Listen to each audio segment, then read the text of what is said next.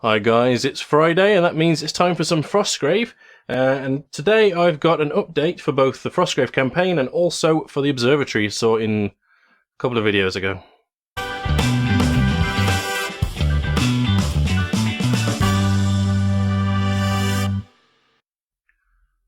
Right then, here we go. So we're going to start off with the observatory, of course.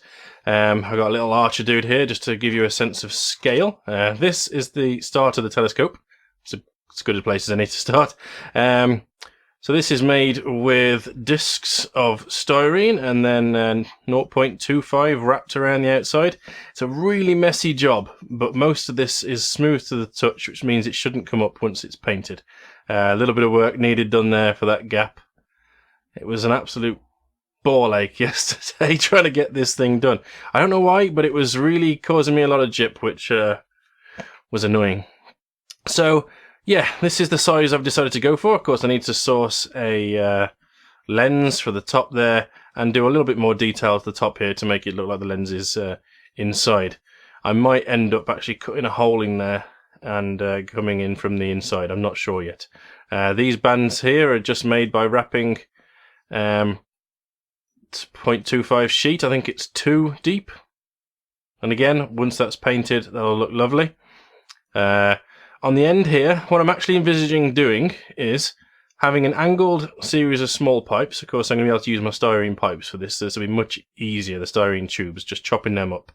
Have them come down at an angle, come across, and then have some braces that come down as well.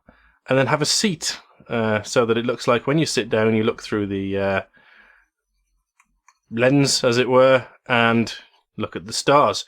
So this will be mounted like that, so the seat will be just inside here on the floor. So you probably will be able to get a guy here, even with the telescope installed. So that's where that will go, somewhere. I'm not sure on the angle just yet, but that's the start of that. Now, this thing. I decided it looked a little bit too oval. He's not coming out of that gap. I have to take him out that way. It looks a little bit oval, so what I did was I chopped it in half, as you can see here. Big old line, and then just used a piece of styrene to stick it back together again. Then I made these two bits here using some of the cut-offs that were left over from this structure, and made these two shutter doors. So the idea would be that these two doors shut when the telescope is not sticking out of it, keep the elements out, that sort of thing. So these need to be panelled up and made to look like they're ruined, that sort of thing. And again, more panels added to the top. I need to do something here because this bit here wouldn't have had shutters on, or at least I don't think it would, so I'm going to have to do something here to make it look like it's a bit ruined. This is the start of the floor panelling, so you can see I bent it down a little here to make it look like something happened to this corner. I'll probably take the edge off, and then I'll have a bunch more panels around the place. You can even see here where I've had to widen these 4 notches to make it fit on the tower still. And that is it. I think it's looking a lot better. It's looking a lot more round, which of course is a bonus because this thing is supposed to rotate. I'll be doing some work on a little skirt for the underside here to make it look a bit like it would have rotated on the top of the tower. And yeah, it's actually looking a bit military, I must admit, with those 2 bits there.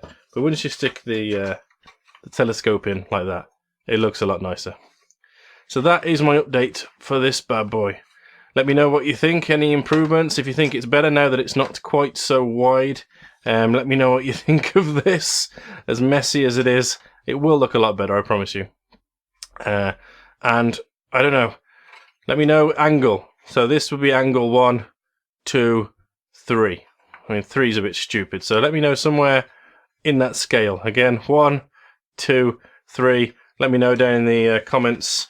Have a bit of discussion on which angle would be best for this. And that's all I wanted to go through on that, really. Second part of the video is, before I go on far too long, was to talk about the campaign. So, you may have seen a few days ago, I put up, 5 days ago, I put up a video for the round 1. The end of round 1 of the global campaign. I was really chuffed with the amount of people that turned out. I really was. I was not expecting to get 9 games in on the first round. It was awesome. Again, massive thank you to Callum for doing the narration on the video. Basically, we sat down with the results looked through the battle reports and things people have put on the Frostgrave Facebook group. Again, down in the description if you want to see a link for that. We went through that and we tried to basically summarise the games that people have played as best as possible without making them last more than, say, 2 sentences.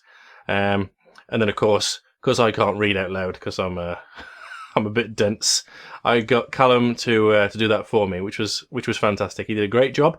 Again, link to his channel down there. Probably put one up there. Not sure. Don't know why I'm avoiding the camera when I don't need it anymore. Yeah, so it was really close. Right up until the last game, there was 1 point in it. And then the last game came in, it was a bit of a whitewash, and it swung right over to the Wizard Council.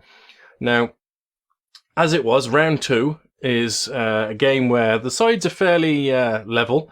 It's basically going to be a game where the crystals, which were pointed to by the information that was gathered by the different factions, they point to the locations of crystals that have been hidden in some columns around the city.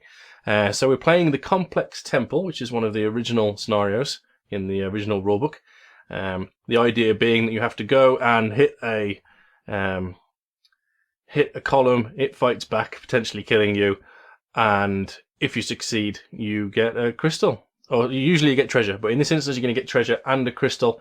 And what we've done is, because it was such a close sort of thing, we've made it so that the wizards fighting for the Wizards Council, who won, I think, yeah, who won, we've given them a bonus to that attack against the columns, so +4, which should hopefully help them get a little edge, but also not make it too difficult for your opponent, because at the end of the day, getting the treasure out of the column is just the first step. Getting it off the table is a whole other situation indeed, especially when all of the treasures are trying to be gotten from the 6 columns in the centre of the board.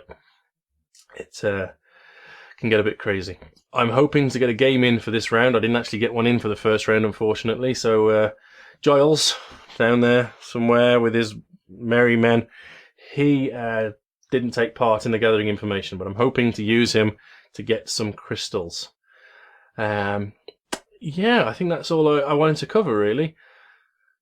I was really impressed, basically, is the takeaway from this. And again, if you want to get involved, there's a Facebook link in the description. I was trying to think if there's anything I wanted to discuss. I don't think there was. Right then. Thank you very much for watching. Catch up with me on these in between videos. Again, let me know down in the description the angle of the dangle for the telescope. And yeah, join in on the Frostgrave campaign if you are so inclined. Right then. Thank you very much for watching, and hopefully I'll see you in the next one. Stay well, guys.